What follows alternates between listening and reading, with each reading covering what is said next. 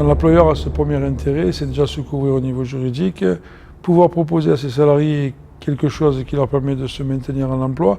La grosse problématique qu'on voit quand même en entreprise, ce n'est pas le problème d'addiction, c'est plus ce qu'on appelle des troubles de la consommation, des troubles de l'usage, dans des gens qui ne sont pas dans des phases pathologiques de la maladie, mais qui sont plutôt dans des phases où on bafoue un peu les règles et le système. Ces problèmes doivent être parlés, verbalisés, discutés, avant qu'on en arrive à des drames.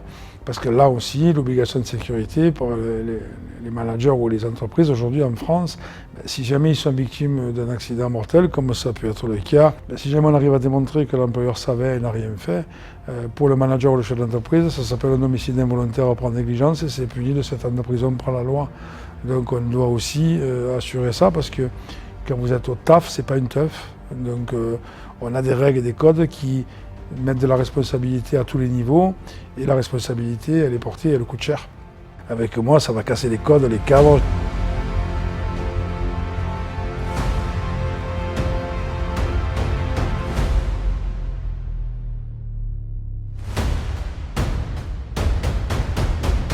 Je suis le fondateur d'une méthode qui s'appelle la méthode Oscar.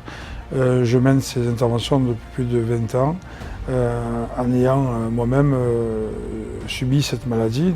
Donc nous avons une méthode qui permet à la fois de protéger l'employeur mais aussi d'aider le salarié. Elle est toujours basée sur 3 axes, enfin en tous les cas sur le lancement de la démarche. La première, la vérification du règlement intérieur, parce qu'on va avoir à introduire des tests dans ces entreprises. Donc il faut vérifier si le règlement intérieur le prévoit, donc ça fait partie des clés en main qu'on va pouvoir fournir.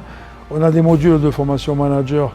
Alors qu'on appelle les managers testeurs, ça peut être des responsables d'équipe. En fait, c'est tous ceux qui vont avoir la responsabilité d'organiser et ou de faire et de pratiquer ces tests. Donc ils ont des formations sur une journée de 7 heures où les thèmes abordés, c'est mieux comprendre les psychoactifs et la masse de psychoactifs qu'il peut avoir. Qu'est-ce qu'une addiction pour pouvoir aussi évaluer ou s'auto-évaluer, donc savoir un peu éclairer toutes ces situations. On est sur une démarche qui est résolvante, ce n'est pas une démarche répressive.